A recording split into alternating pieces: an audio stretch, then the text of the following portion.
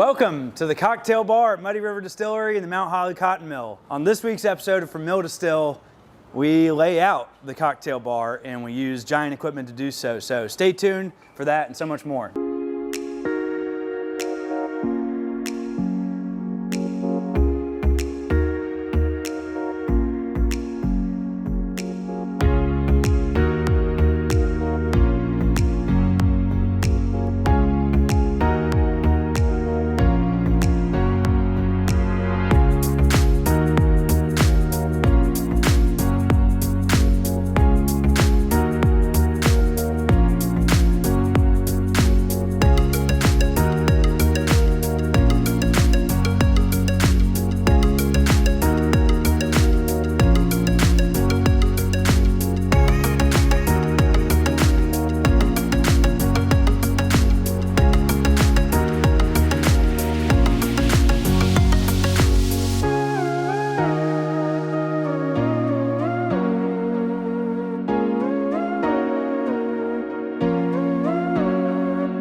One of my favorite things that happened out here this week, and I've been meaning to do for a while now and finally getting around to it, is building the layout for the cocktail bar. So I've got some shop drawings that I've put together here for the main bar in the mill. It's on the main level of the distillery. And the biggest thing is, like, it looks good on paper, and I've done the shop drawings for like the materials we're gonna use, but how does it look when you actually build the thing? So we wanted to frame it out of the used structural timbers that held the building up, the ones that we removed in previous videos. If you haven't seen that, maybe Bree will stick it in one of these info cards up somewhere. Putting all that together and sorting it, making sure these shop drawings really pan out, which they didn't because I drew them. But it's really cool to see it kind of become three-dimensional and tangible and stand here and look around. We want to make sure the bar fits the scale of the structure and the interior space. We want to make sure that it complements the building and doesn't stand out like a sore thumb. So there's a lot that has to go into this, but super excited. So just soak it all in. Just see how the layout looks. The orange on the floor indicates where there will be tile. There will be tile behind the bar as well. This is a U-shaped bar, and behind the bar itself, there's gonna be an island. It's about 13 feet wide, and it'll start at this post and go to about here. Anyway, that happened this week, and there's still so more to come. We're gonna order the panels for the bar, and it'll take a couple weeks for them to show up, and then we'll start putting everything together. I don't know why I'm holding his nail gun. I thought it would just be better for the video, but this week, this was what we thought was the last structural repair. Eric and, well, I guess all you guys were working on this one to some degree, but you pretty much headed this off. There was one joist here that's all messed up, and then there was another joist here that wasn't here, it was just missing. So you tore all this floor out, and then you replaced the joist, and then you put the decking back, and then you put plywood down, and then you put termite spray, and then hardwood floor. And it looks amazing. And this, what we thought was the last structural repair until you were doing another patch, and you started pulling up flooring down here and found one more little rotten piece, but you handled that in like not even half a day. It's good and it's perfect and it's fine. So go ahead and just shoot a bunch of B-roll. Here's some B-roll of all the patches that Eric did this week of all the flooring. So check that out. I had an auction this week, so all these guys were hard at work tearing out floor joists and stuff. I already showed them where we tore the floor joist out. Okay. I sat at home and bid on restaurant equipment. So on Monday from like 12:30 until 6:30, 7 o'clock, I was doing this auction, and I bought way too much. So this is all the and I brought it here with the trailer the next day, and you helped me unload it. But like this stuff, I got very cheap compared to what it's worth. Like I got this shelf, this sink I think I paid 150 bucks for. That's a $700 sink. This thing, $4,000. $4,000? I paid $900. That was a lot. I think I might have overpaid for that. This thing, $2,000. Wow. I paid $200. Good deal, buddy. But we need it for the bar. Yes, sir. So we got it now. It's a little greasy. It smelled like failed restaurants. It literally smells like a failed restaurant in here. We got all sorts of stuff. We got sinks, 1, 2, 3, 4, 5 sinks. We got shelves, we got ice chests, we got tables. I bought a bunch of tables, and I was buying these tables, dude, these tables right here, for like $4 a piece because they're disgusting. what we're gonna do, and I need your help on this. Okay. We're gonna throw away the tops and make new tops. No top. Okay. And the bases we'll keep. So $4 per table base, that's a good deal. Oh yeah. And then we also went to the distillery and brought a bunch of shit over from the distillery because, what's his name? Jordan and Jake, they're out of room. They got no space to work. So they're bringing all their crap over to us. You see that big tank? Yeah, I got that. It's empty or full? It's empty. That's from Why you Sundrop. don't bring the full? Next time. Anyway, that happened this week. The beams that we removed when we tore the roof off, right? We had to take those beams and set them aside, and I don't throw anything away. Well, it came time to cut them to use them for the bar, and Arturo and I did that. And to do that, I couldn't use one of these saws, just didn't hack it. I had to go get one of these saws. And you can see the difference here. That is a, what, 7 1/4? 7 1/4. Yeah. This is a 16-inch saw. It's actually just got a 12-inch blade in it right now. So, which is it was easy to do. Yeah. Yeah, I thought it was gonna be scary. It's easy to. But look at the difference. That's a normal human saw, and this saw, I just feel like more of a man holding this thing. This thing's a freaking beast. That was cool. Check out this footage of Arturo and I cutting up these beams here. And my cut's almost as good as his. Not quite.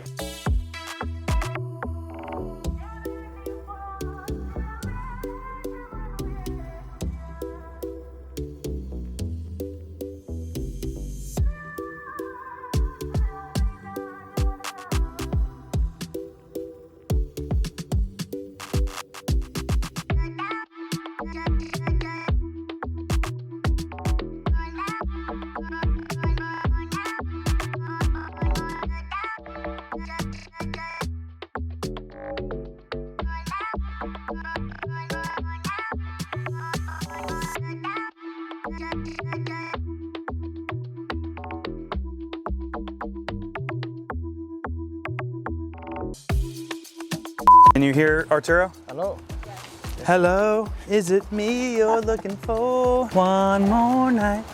This was really exciting. This week, we started turning the loading dock door into a real thing.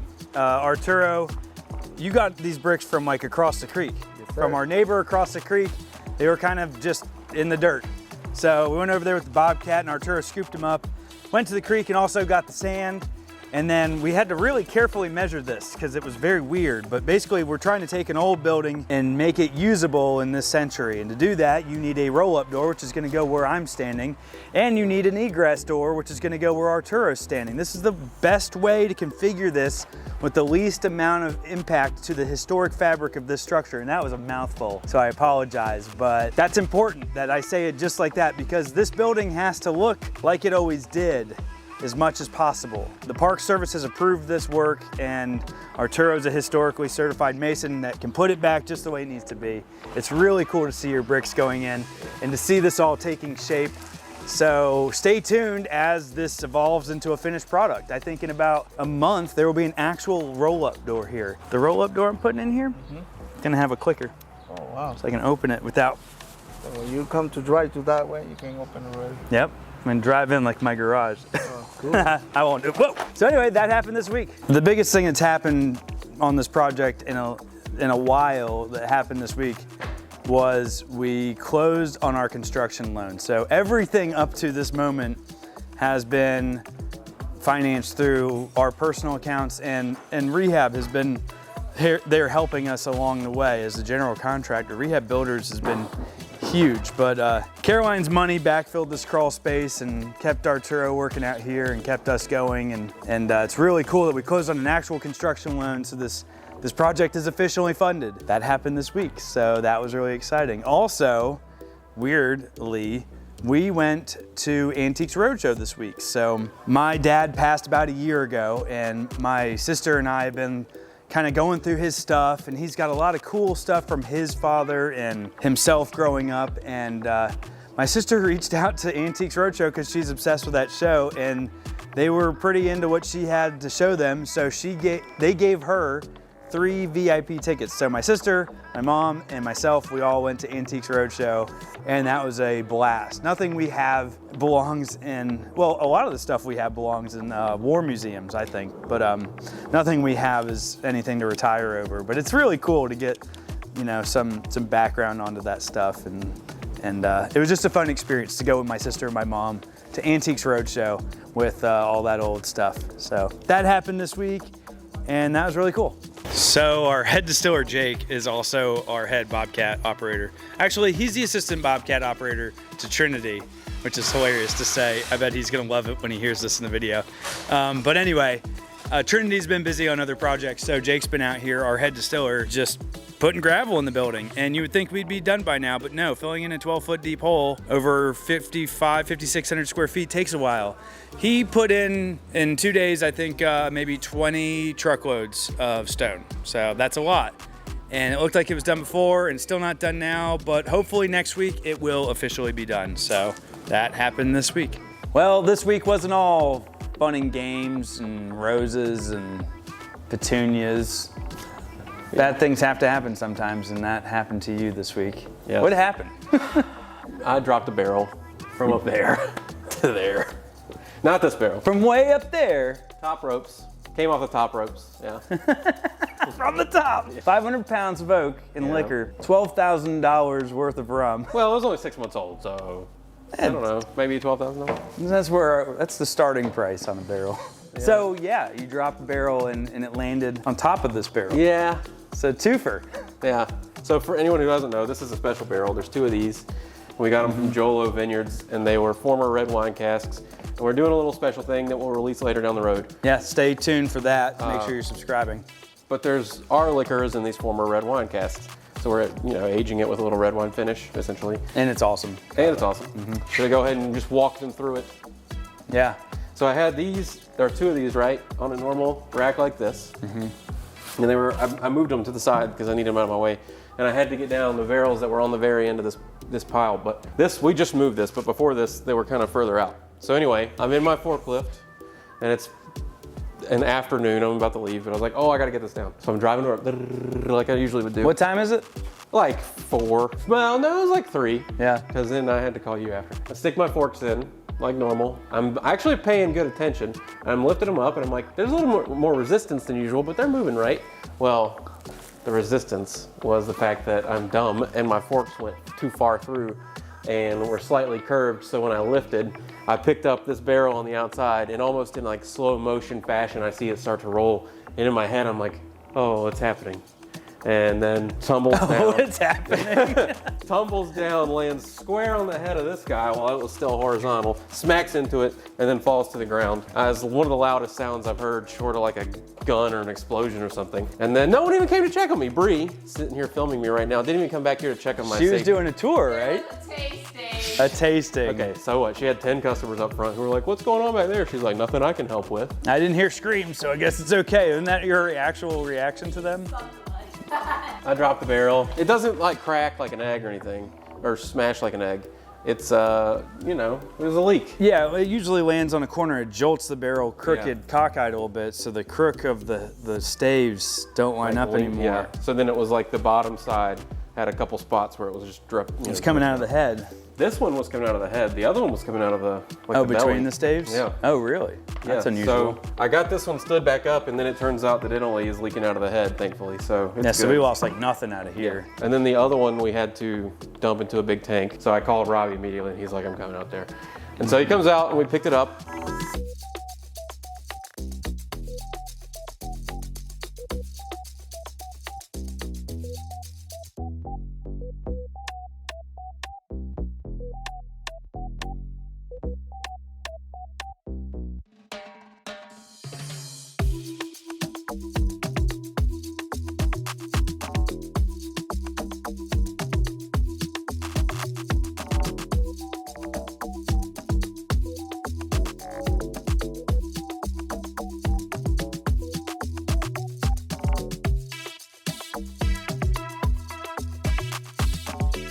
And drained it into a cone.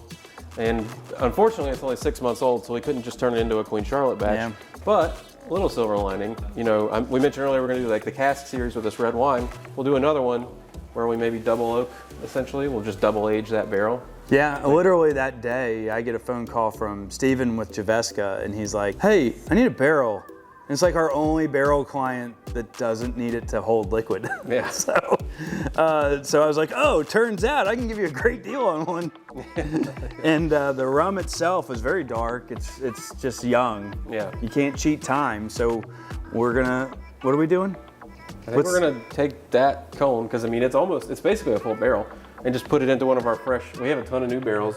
Yeah, so that'll be part of our cask series, right? Yeah. The Burgundy label. Yeah. And we'll make notes on it. Maybe you can sign it and be like, sorry, but not sorry, because hopefully it'll be awesome in a few years. Yeah. And I don't know, it's cool because that kind of puts a story and paints a picture. So if you're still subscribed to this channel in 4 to 8 years, you'll try this barrel after it's been double oaked. And also we'll be launching the coffee that's aged in this barrel made by Javeska. So like the life goes on for everything out here. Including me, I didn't get crushed. You did not die. And it happens. You know, you're gonna drop another barrel. That's just part of it. Yeah. I can't be the only one on blast. Wait a second now. This was about you. I didn't mean to talk Robbie's about... dropped like 10 barrels. So. No, I think it's 8. I know it's 8, maybe 8's 10. more than one. And it's 2 instances I dropped a 6-pack, and in my defense, that was back when I was sleeping here. And I was rolling a 6-pack that was on a pallet and not on a rack. So it was all wonky, and that some bitch fell over, and those broke so badly. The only way to fix them, because the liquor was pouring out, was to come back here, and I drilled a hole in the barrel and had to drain it out, so it drained out there faster than everywhere else. And I might have lost a gallon or 2. It seems like a lot when it's happening. It just seems like a lot, but it's not. Now, is that the stack that you pushed off the ledge? Thanks for reminding me. One night, in a delirious, sober state, which no one understands or believes me when I say that, but I was just rolling a stack of barrels to the ledge, and I think it was just 2, but I might have said it was 4, I don't know. And it just like, I just acted like the ledge wasn't there and just pushed it right off the ledge. Wish I had that on film, but we didn't have security cameras back then. And yeah, just freaking tumbled on over and just landed square on the head. And that one was also waller a hole in it and drain it fast, because you don't have time to roll it over. It's literally pick up what's left off the floor, drill a hole in the barrel, drain it out. I think we end up using those barrels for liquor displays in ABC stores. Oh, cool. Yeah, so anyway, that happened this week, and hopefully it'll be many weeks before you hear us talk about that again. It's a momentous day here at Muddy River Distillery. People have been asking for years, when are you gonna dump an 8-year barrel? When do we get to try the 8-year? I really wanna try that 8-year rum. Well, today's the day.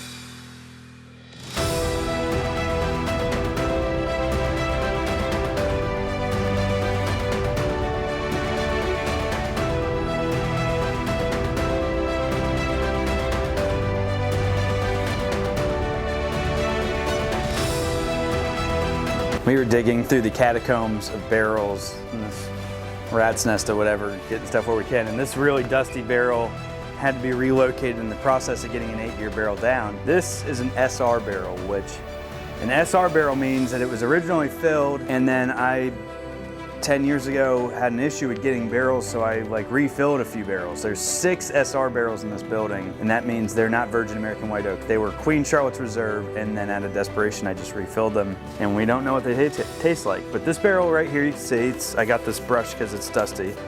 It was originally filled December 2013, December 12th, 2013. It was barrel number 9, and then it was refilled in October 28th, 2014, so that's SR2. And if you come over here, this is barrel 7, which was originally filled November 18th, 2013. It is SR1, which was filled August 28th, 2014. Looks, if I'm doing that math right, these did not even barrel age for a year, right? So Queen Charlotte wasn't even a year old back then. Technically not. Technically. That's why you don't have an age statement on it, I guess. Well, back then, I think we started at like 6 months. Like batch 1, sorry, batch 3 was 6 months old. Batch 1 wasn't bottled until batch 3. It's a whole nother video. Ever filled wasn't dumped until batch 3. if that makes sense. Yeah, so anyway, that's the SR series. That'll be in our Burgundy labeled cask series, which will come out, I don't know, sometime. Stay tuned. Hell yes.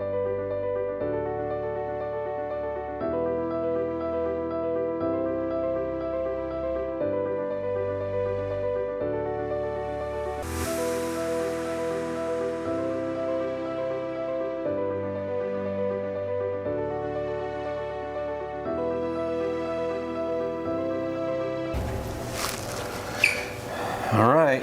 Alrighty, cheers. All right. Thank them.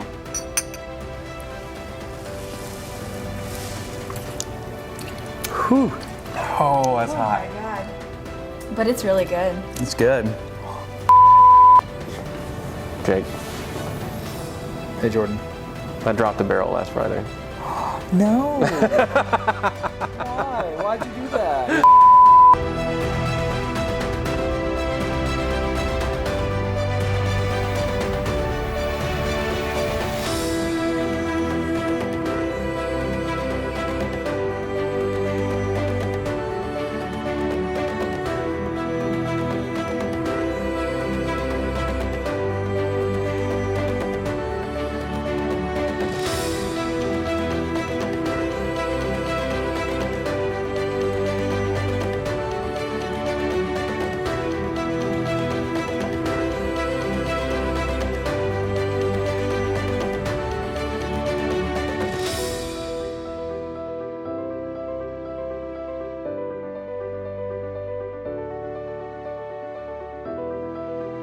And that's it. We just dumped an 8-year-old barrel out.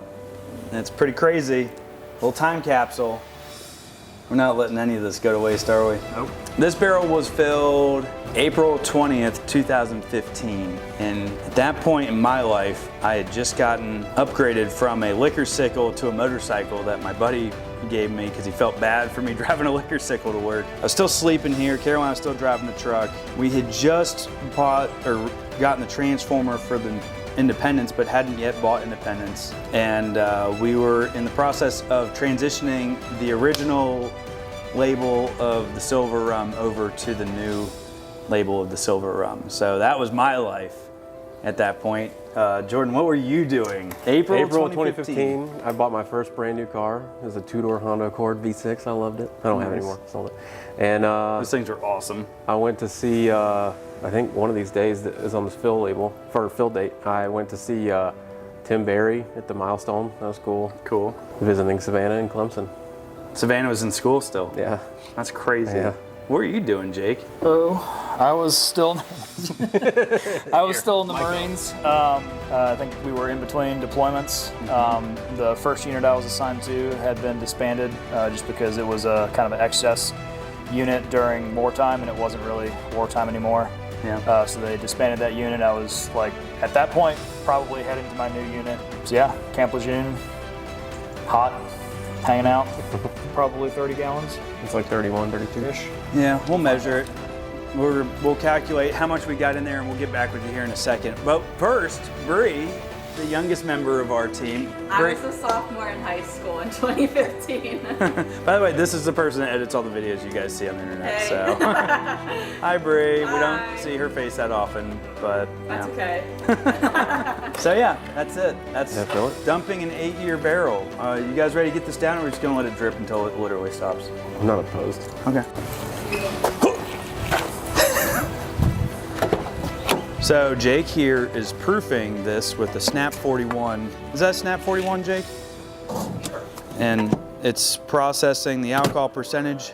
76.3%. Which is crazy because it went into that barrel at 70%. Because, and quick science or math or whatever, no, science lesson. Water molecule is actually smaller than a alcohol molecule. So an alcohol molecule is bigger than a water molecule. So the water molecules are able to slip through the barrel staves easier, and that's why, even though we filled this barrel at approximately 70%, Jake's now measuring it at 76.34% 8 years later. So freaking cool. Like, that is That's freaking cool. So now that we have a proof, we can get a volume. So I'm gonna tell you how much liquor is in this barrel.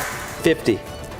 So 50 down to the top. yeah, so your fill depth is 8.5 inches. So what's our volume?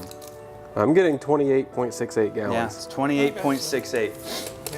So we have 28.68 gallons at 76.3%. 76.34 divided by 50. So you remember 43.79, and we put 40 times 90 divided by 50, and we put 72 in. What was your number? 47.89? Out of all the booze we put into this barrel, we were left with 66.5% left. So 33.5% loss. I'll take it. Yeah, that's Honestly, 33.5% loss In 8 years. 8 years isn't bad. And this is a, right. 'Cause you're That's not even you're a losing top. more volume than that, but you gained a little percentage, so yeah, that helps out. that helped out Yeah. tremendously. So that's a 33% loss when we get almost 10% loss in the first year. 20% in 4 years. Now, I was saying if it's less than 35%, that's Yeah. what we're looking for. So I'm happy with that. Also, these are East Bernstedt barrels. Yeah, this is not the 8 years best. ago, we were using our East Bernstedt barrels, which were great. I used to drive up to Kentucky and get these barrels. Now we use Speyside, and we've used a couple in between. I've also gotten better at our swelling procedures, so I may not have swelled this barrel. Barrel may have just been filled when it showed up. Maybe we lose even less on the Maybe. next one. We'll find out over time if your long-term barrels suddenly have more. You'll know it's you started swelling barrels, Yeah. and you're not getting that initial loss of. Anyway, first batch of 8 year in the tank. So the next process will be proofing, and we'll fill you in on that later, and then we'll bottle it. We got to order labels still, but they've been created. Yeah, it's hot. Yeah, it's 100 proof. It's 153 proof. So yeah, stay tuned for the next steps. And this happened this week, so cheers. That wraps up our weekly update at From Mill to Still. It was a really exciting week, going from getting approved for our construction loan to proceed with our new facility and our new world that we're going into. That was monumental. And then to really wrap all that into dumping a freaking 8-year-old barrel. Crazy week. So sentimental happening and all that jazz. Thank you so much for watching this video. Hope you enjoyed it. If you're not already a subscriber and you made it to the end, might as well hit that button. Be on the ground floor of this operation. Thank you so much. Leave a comment below if you'd like to see anything else. Don't be dumb, drink Carolina rum. Cheers.